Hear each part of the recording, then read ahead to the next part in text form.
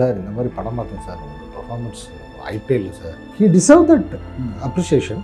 ஆனால் for some reason அவர் வந்து Oscar is always on right track. That is why Fast Track Taxi app உடனே download பண்ணுங்க. Periyar Maniammai Institute of Science and Technology, Tanjavur. ECE with specialization in AI and ML, IoT, robotics and industrial automation. GM sir அந்த பாட்டை recreate பண்ணி ஒன்று பண்ணியிருந்தாங்க.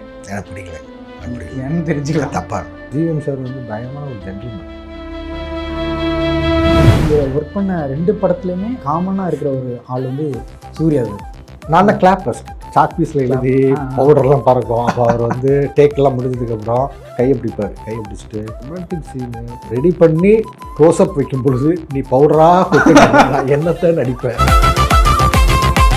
காக்கா டப்பிங்கில் வந்துட்டு அவர் ரொம்ப எக்ஸைட் ஆகி சொல்லுவார், இந்த போலீஸ் கேரக்டர் பண்ணியிருக்கேன், அங்கே போயிட்டு லங்கா கட்டை உருட்டிட்டு இருக்கேன், ரொம்ப மோசமான கேரக்டர் அது.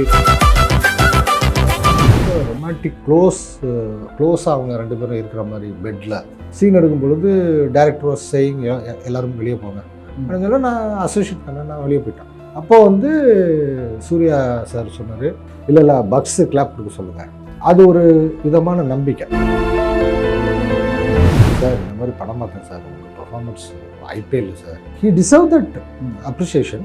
ஆனால் ஃபார் சம் ரீசன் அவர் வந்து அப்படிங்களா அப்படி அந்தளவுக்கு இருந்ததா, ஓ அப்படி தான் கேட்டுட்டு இருந்தார தவிர்த்து இஸ் நாட் ஓ என்னை பற்றி பேசுறியா, ஓ என் பர்ஃபார்மன்ஸ் அந்த இதிலே இல்லை. ஏதோ 15 நிமிஷமாக பாரணி கண்டம் தேட்டரில் பார்த்துட்டு இருக்கேன். அப்போவே வந்து இந்த ஆளுக்கு எவ்வளோ தைரியம் இருந்தால், அதாவது பெரிய பெரிய சக்ஸஸ் கொடுத்த டேரக்டர்ஸ் கூட அந்த ஜோனில் போய் கதை சொல்ல யோசிப்பாங்க. பெரிய master. You can rate my performance like before super deluxe and after super deluxe. ஏடியில் பார்க்குற குமராஜா சார் வேறு, ரியலில் பார்க்குறது வேறு. அவர் வந்து teetotal vegan, no bad habits அப்படின்னு சொல்கிறார். கதையில் என்ன சொல்கிறாரோ அது ரியல் லைஃப்பில் ஃபாலோ பண்ணுற ஒரு ஆளும். இந்த காக்க மூவியில் நீங்கள் அசிஸ்டண்ட்டாக ஒர்க் பண்ணதுனால நான் கேட்குறேன், ரீசெண்டாக வந்து சந்தானம் சாரோடைய படத்தில் ஜிஎம் சார் அந்த பாட்டை ரீக்ரியேட் பண்ணி ஒன்று பண்ணியிருந்தாங்க. அது நீங்கள் பார்த்தீங்களா? எனக்கு பிடிக்கலைங்க. ஓகே, அப்படி எனக்கு தெரிஞ்சுக்கலாம். தப்பா இல்லை. ஜிவிஎம் சார் நான் அப்படி பார்க்கல. முக்கியமாக ஜிவிஎம் சாருக்கு ஒரு ஃபிலிமோகிராஃபி இருக்குல்ல, அவருக்குன்னு ஒரு ஸ்டைல் இருக்குல்ல. ஸோ அவரோட ஒர்க் பண்ண எக்ஸ்பீரியன்ஸ் அண்ட் அவரோட அந்த டைரக்ஷன் ஸ்டைல் அதை பற்றி. ஜிவிஎம் சார் கூட நான் வந்து காக்குன்னு ஒரு படம் மட்டும் தான் பண்ணேன். அதே படம் கர்ஷனான்னு சொல்லிட்டு தெலுங்கில் பண்ணும்பொழுது ப்ரீ ப்ரொடக்ஷன் ஃபுல்லாக ஒர்க் பண்ணேன். பட் ஷூட்டிங் போக முடியல. ஏன்னா சேம் டைம் இங்கே பேரலாக ஜில்லுன்னு ஒரு கதையில் ஆரம்பித்தாங்க. ஆமாம், ஸோ அதனால் கிருஷ்ணா அவங்க கூட வந்து ஜாயின் பண்ணேன். நான் ஒர்க் பண்ணதில் வந்து இப்போ ஜிவிஎம் சார் வந்து பயங்கரமான ஒரு ஜென்டில்மேன். யூஸ்வலி சினிமாவில் ஒரு ஒரு வழக்கம் இருக்குது. என்ன வழக்கம்னா, அசிஸ்டன்ட் டைரக்டர்ஸ் வந்து 7:30-8 மணிக்கு வருவாங்க. ஒரு 10 மணிக்கு டைரக்டர் வருவார். அப்புறம் ஒரு 6 மணிக்கு அவர் போயிடுவார். திருப்பி 8 மணி வரைக்கும் அசிஸ்டன்ட் டைரக்டர்ஸ் எல்லாம் இருப்பாங்க. இதுதான் ரொட்டீன். ஆனால் ஜிவிஎம் சாரை பொறுத்த வரைக்கும் காக்காவில் என்ன நடந்ததுன்னா, சார் 8 மணிக்கு வந்துடுவார். நாங்கள் அசிஸ்டன்ட் டைரக்டர் 10 மணிக்கு போவோம். அது என்னென்னா, அவர் ஸ்கிரிப்ட் எழுதுறதுக்காக வர்றாரு. அவர் வரனால நாங்கள் எங்களை 8 மணிக்கு வர சொல்ல மாட்டார். நாங்கள் 10 மணிக்கு தான் வருவோம். வந்தோடனே அவர் வந்து அன்னன்னைக்கு ஒரு ஒர்க் இருக்கும். இந்த ஒரு சீனை ஃபார்மேட் பண்ணி ஒரு ஆர்டிஸ்ட் லிஸ்ட்டு போட்டு அது ஏதோ ஒரு ஒர்க் இருக்குங்களோ அந்த வேலையை பார்ப்போம். வேலையை பார்த்துட்டு மத்தியானம் லஞ்ச் முடிச்சுட்டு பக்கத்தில் தான் சத்யம் தேட்டர், எங்கள் ஆஃபீஸ் பக்கத்தில் தான். ஸோ என்ன பண்ணுவோம், நாங்கள் போயிட்டு படத்துக்கு போயிடுவோம். படம் பார்த்துட்டு வந்தால் ஒரு 4 மணிக்கு டீ சாப்பிட்டு திருப்பி வந்தால் திருப்பி 2-3 ஒர்க் இருக்கும். லிஸ்ட்டு ரெடி பண்ணுறது, யாரையாவது கூப்பிட்டு ஆடிஷன் பண்ணுறது, அதை பண்ணி முடிச்சுட்டு ஒரு 6 மணிக்கு நாங்கள் கிளம்பிடுவோம். சார் 8-10 மணி வரைக்கும் இருப்பார். இதுதான் அவரோட ஸ்டைல். அவர் வந்து நான் இருக்கும் பொழுதெல்லாம் நீங்கள் இருக்கணும், அந்த மாதிரி வந்து எந்த கண்டிஷனும் எந்த ப்ரெஷருமே கிடையாது. அதே மாதிரி வேலை பார்த்தியா, வேலை பார்க்கலையா அப்படின்னு அவருக்கு சொல்லவும் மாட்டார். ஆனால் அவருக்கு தெரியும் யார் வேலை பார்த்துட்ருக்கா, யார் வேலை பார்க்கலன்னு. அது யார் கம்யூனிகேட் பண்ணுறாங்க, யார் அந்த ஸ்லீப்பர் செல்லுன்னு தெரியாது. ஆனால் அவருக்கு தெரிஞ்சிடும். அதே மாதிரி ரொம்ப ஓப்பனாக அப்ரிஷியேட்டும் பண்ணுவார். எந்த அளவுக்குன்னா, காக்காவில் வந்துட்டு நான் தான் கடைசி அசிஸ்டண்ட்டு, நான் தான் ஸ்கெடியூல் பண்ணேன். ஸ்கெடியூல் வந்து யூஸ்வலி இந்த அசோசியேட் அந்த கோர் டைரக்டர் தான் போடுவாங்க. ஆனால் நான் போட்டேன். அது கௌதம் சார் பார்த்துட்டு இது கரெக்டாக இருக்குது, இது யார் போட்டாங்கன்னு கேட்டபோது பக்ஸு அப்படின்னாங்க. கரெக்டாக இருக்குது, இதையே ஃபாலோ பண்ணிக்கலாம். ஸோ கண்டினியூஸாக காக்க ஃபுல்லாகவே ஒரு ஸ்கெடியூலுமே நான் போட்டது தான், கடைசி அசிஸ்டண்ட்டாக இருந்தாலும். ஸோ அங்கே வந்து கடைசி assistant, first assistant, co director அந்த இது கிடையாது. யார் வேணாலும் எல்லா வேலையும் பார்க்கலாம். நல்லா பார்த்தா அதுக்கான அப்ரிசியேஷன் வரும். Okay okay. நீங்கள் ஒர்க் பண்ண 2 படத்துலையுமே காமனாக இருக்கிற ஒரு ஆள் வந்து சூர்யா சார். அவரோட ஏதாவது இன்ட்ராக்ஷனோ இல்லைனா அவர் வந்து அசிஸ்டன்ட் டைரக்டர் எல்லாருமே டேரக்டர் தான் கூப்பிடுவார் நான் கேள்விப்பட்டிருக்கேன். ஸோ அப்படி ஏதாவது நடந்த ஒரு மொமெண்ட் இருக்கா? காக்கெல்லாம் வந்து ஐ வாஸ் லைக் என்ன சொல்லுங்க, இந்த லாஸ்ட் அசிஸ்டண்ட்டு, பட் நான் கிளாப் அசிஸ்டண்ட். ஸோ நான் வந்து நிறைய டைம் வந்து இந்த சாக் பீஸில் எழுதி பவுடர்லாம் பறக்கும். அப்போ அவர் வந்து டேக்கெல்லாம் முடிஞ்சதுக்கப்புறம் கையை பிடிப்பார். கையை பிடிச்சிட்டு பக்ஸ் தயவு செய்து அதில் வந்து அது அந்த புரிதல் இல்லாமல் நான் பண்ணது. அவர் வந்து ரொம்ப இதாக சொல்லுவார், ஒரு சீனு ரொமான்டிக் சீனு அதுக்கு நான் ரெடி பண்ணி க்ளோஸ்அப் வைக்கும் பொழுது நீ பவுடராக கொடுத்து நான் என்னத்தை நடிப்பேன், அது பண்ணாத அப்படிம்பாரு. Sorry sir. ஸோ அப்படி ஒரு விஷயம். அதே மாதிரி ஜில்லுனூர் காதலில் ஃபஸ்ட்டு டே நாங்கள் வந்து ஃபோட்டோ ஷூட் பண்ணுறோம் ஈசிஆரில். வெங்கட்ராமன் சார் தான் ஃபோட்டோகிராஃபர். ஷூட் பண்ணும் பொழுது நான் ஆர்ட் டிபார்ட்மெண்ட்டு, இப்போ நான் அசோசியேட்டு. அப்போது வந்து எல்லாத்தையும் செட் பண்ணிவிட்டு அப்படியே பயங்கர இருந்து அவர் வந்ததை நான் கவனிக்கல. அவர் டைரக்டர்கிட்டையும் ஃபோட்டோகிராஃபர்கிட்டையும் பேசிட்டு கவனிக்கல. நான் ஏதோ வந்துட்டு டக்குன்னு அவரை கிட்டத்தட்ட அவரை லைட்டாக இடிச்சிட்டு தெரியாமல் யார் நிற்கிறாங்கன்னு கவனிக்காமல் இடிச்சிட்டு நான் போயிட்டு எல்லாத்தையும் சைக்கிள்லாம் வச்சுட்டு டஸ்ட் போடுங்க அப்படின்னு சொல்லிட்டு அது கொஞ்சம் ரியலாக தோணுன்னு சொல்லிட்டு டஸ்ட்டெல்லாம் போட்டு பண்ணிவிட்டு திரும்பினா அப்பவும் கவனிக்கல. கிராஸ் பண்ணிட்டேன். அப்போ திருப்பி பிடிச்சாரு. பக்ஸ் வேலை பார்க்க வேண்டியதான். ஆனால் அப்போ யார் நிற்கலாம் தெரியாதவங்க கூடாது. எப்படி இருக்கீங்க அப்படின்னாப்புல.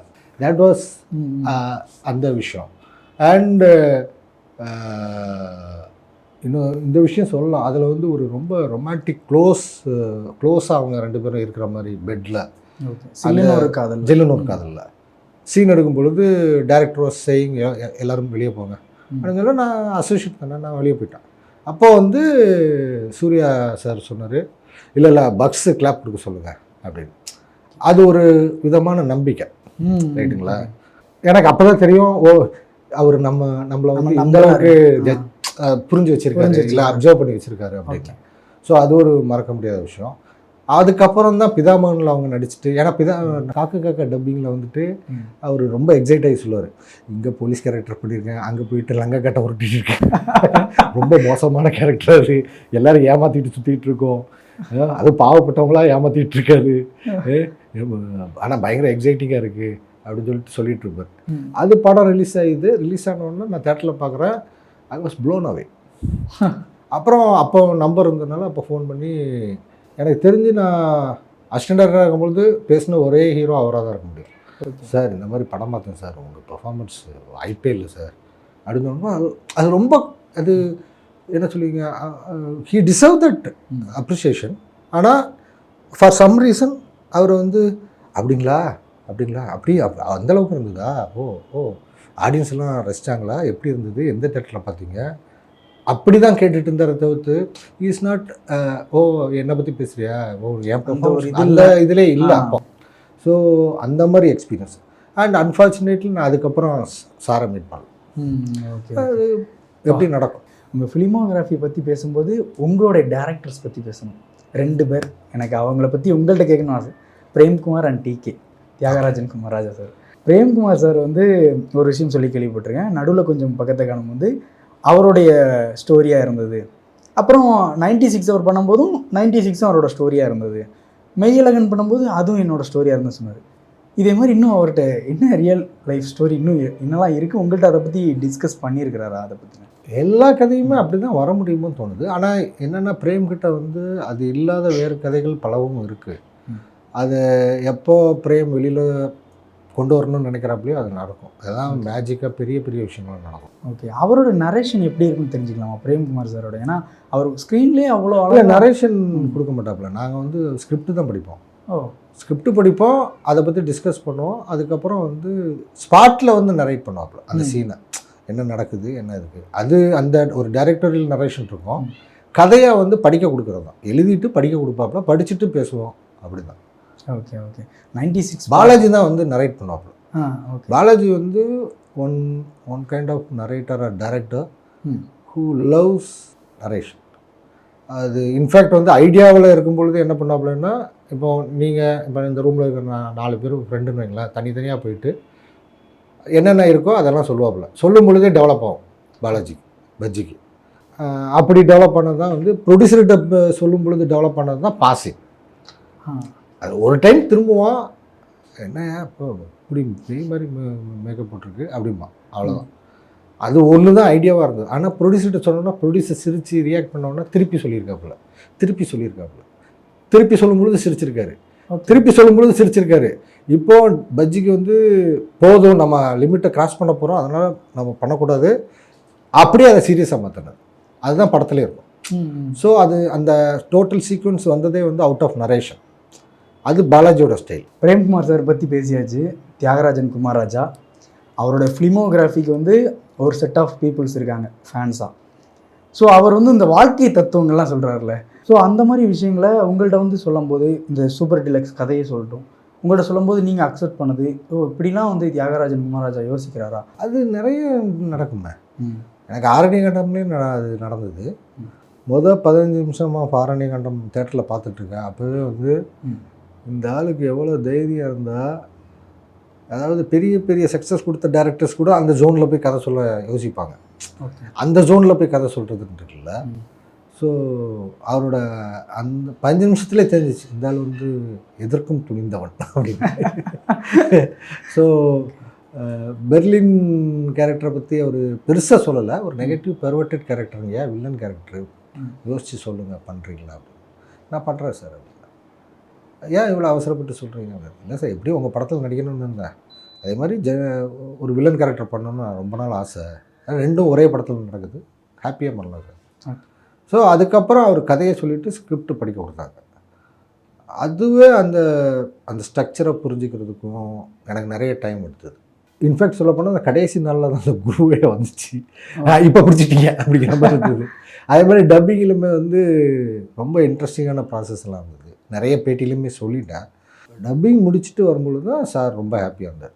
இல்லை பக்ஸ், நான் வந்து எடிட் பண்ணும்பொழுது தான் பயந்துட்டு இருந்தேன், இது சரியாக பண்ணாமல் விட்டோமோ, ஆனால் டப்பிங் பண்ணி முடிக்கும் பொழுது நான் ரொம்ப ஹாப்பியாக இருக்குது, ரொம்ப நல்லா கரெக்டாக வந்துருச்சு நான் நினச்ச மாதிரி. அவர் வந்து அதான் ஒரு பெரிய மாஸ்டர். அவர் you can rate my performance like before super deluxe and after super Deluxe. நிறைய இருக்குது. என்னென்னா ஒரு மைக்ரோ மேனேஜ்மெண்ட் பண்ணுவார். அது நமக்கு என்ன சொல்லுங்க, டஃப்பாக இருக்கும். ஏன்னா எல்லா டேரக்டர்ஸும் ஒரு டைலாக் கொடுத்துருவாங்க, ஒரு பெர்ஃபார்மன்ஸ் எமோஷன் எதிர்பார்ப்பாங்க. அதை நம்ம ஒரு சின்ன டைம், ஒரு செகண்ட் 2 செகண்ட் லேக் இருந்தால் அவங்க அதை எப்படியாவது அட்ஜஸ்ட் பண்ணிப்பாங்க. இவர் அதை விடவே மாட்டார். அந்த ஒரு செகண்ட் 1.5 செகண்ட்னா அந்த 1.5 செகண்டில் நீங்கள் இங்கேருந்து அங்கே போயிடணுன்னா அது போயிடணும். அதுக்கு நீங்கள் 2 செகண்ட் எடுத்தே விட மாட்டார். அந்த ஒரு பர்ஃபெக்ஷன் இருக்குல்ல. பட் அது படத்தில் பார்க்கும்பொழுது உங்களுக்கு தெரியுது. எனக்கு படம் பண்ணும் பொழுதே எனக்கு தெரியும் இது செம்மையாக வந்துட்டுருக்குன்னு. இன்ஃபேக்ட் சொல்லப்போனால் ஒரு வருஷத்துக்கு முன்னாடி முடிச்சிட்டோம். அடுத்த 19 மார்ச் 30 தான் படம் ரிலீஸ் ஆச்சு. ஸோ கிட்டத்தட்ட ஒரு வருஷம் நான் ஒன்று பண்ணியிருக்கேன்டா, உங்களுக்கெல்லாம் தெரியாது, என் மைண்ட் வைஸ். ஓகே படம் என்றைக்கோ வரும் பொழுது அப்படின்னு ஒன்று இருக்குல்ல, அது செம்ம போதாது. அவரோட நார்மலான டிஸ்கஷன் கான்வர்சேஷன் அது எப்படி இருந்தால் சார் இருக்கும்? அதுவுமே இந்த ஃபிலிமோகிராஃபி வெரி ஜென்யூன். நீங்கள் வந்து பேட்டியில் பார்க்குற குமாரராஜா சார் வேறு, ரியலில் பார்க்குறது வேறு. அவர் வந்து டீடோட்டில் வேகன், என்ன சொல்லுவீங்க, நோ பேட் ஹேபிட்ஸ் அப்படின்னு சொல்லலாம். அவர் ஆஃபீஸ் ரூமுக்குள்ளே போயிட்டு நீங்கள் ஆனால் ஸ்மோக் பண்ணிக்கலாம், அதுக்கு ஆஷ்ட்ரே இருக்கும். ஃப்ரெண்ட்ஸ் யார் வந்தாலும் ஸ்மோக் பண்ணிக்கலாம். இது எனக்கு ஒரு புது விஷயமா இருக்குது. இப்போ நான் ஸ்மோக் பண்ணுவேன், நீங்கள் என் ரூமுக்குள்ளே வந்து ஸ்மோக் பண்ணுறது ஓகே. ஆனால் நான் ஸ்மோக் பண்ண மாட்டேன், ஆனால் என் ஆஃபீஸுக்கு வந்தீங்கன்னா நீங்கள் ஸ்மோக் பண்ணிக்கலாம். அந்த ஒரு அதை நீங்களாக இருக்கலாம். ஸோ அது ரொம்ப முக்கியம் தோணுது. அதாவது எனக்கு உடன்பாடு இல்லாத ஒரு விஷயத்த நீங்கள் பண்ணும்பொழுது நான் அதை அலோவ் பண்ணுறதுன்னு இருக்குல்ல, அது அவரோட ஸ்பேஸு, அவரோட ஆஃபீஸு. நீங்கள் வெளியில் பண்ணுறதெல்லாம் வேறு விஷயம், அவர் ஆஃபீஸில் நீங்கள் பண்ண முடியும். ஸோ இந்த அளவுக்கு அவர் கதையில் என்ன சொல்கிறாரோ அது ரியல் லைஃப்பில் ஃபாலோ பண்ணுற ஒரு ஆளும் கூட. ஓகே, ஸ்கிரிப்ட்லாம் நீங்கள் எழுதிட்டீங்களா சார்? உங்களோட படத்துக்கு ஏதாவது ஸ்கிரிப்ட்லாம் நீங்கள் ரெடியாக வச்சுருக்கீங்க, அந்த மாதிரி இருக்குதா? இல்லைனா டெவலப் பண்ணிகிட்டே இருக்கீங்க? டெவலப்லாம் இல்லை. நான் சொல்லும் பொழுது ஃபஸ்ட்டு வந்து தக் ஆஃப் ஹிந்துஸ்தான் சொல்லிட்டு ஒரு படம் வந்ததுல்ல, ம் அது வந்து ஒரு தக்குன்னு ஒரு ஒரு ஒரு ஸ்பெசிஃபிக் குரூப் இருந்தது அப்போ. அவங்க வந்து ஒன்றும் இல்லை, ம். கொள்ளைக்காரங்க ரைட்டா. அவங்கள கிராஸ் பண்ணி எந்த குரூப்பையுமே அவங்க உயிரோட விட்டதில்லை. அதனால் அவங்க இருக்காங்கங்கிறதே வந்து நிறைய பேருக்கு தெரியாது. அந்த குரூப்பை வச்சுக்கிட்டு தான் இவங்க படம் பண்ணியிருப்பாங்க. ஆனால் வந்து பைரட்ஸ் ஆஃப் த கேரிபியனோட ஒரு டெம்ப்ளேட் இருக்கும். அதனால அந்த படம் அவ்வளோ எஃபெக்டிவாக இல்லை. அது ஆக்சுவலாக வந்து சப்ஜெக்டாகவே வந்து ரொம்ப டார்க் சப்ஜெக்ட். அதை வந்து இப்போ நான் எழுதி வச்சுருக்க ஸ்கிரிப்டை வெப் சீரிஸாக பண்ணலாம், ரைட்டுங்களா. ஏன்னா அவ்வளோ பெரிய டைம் பீரியடு, நிறைய கேரக்டர்ஸு, நிறைய லொக்கேஷன்ஸு, நிறைய ட்ராமா.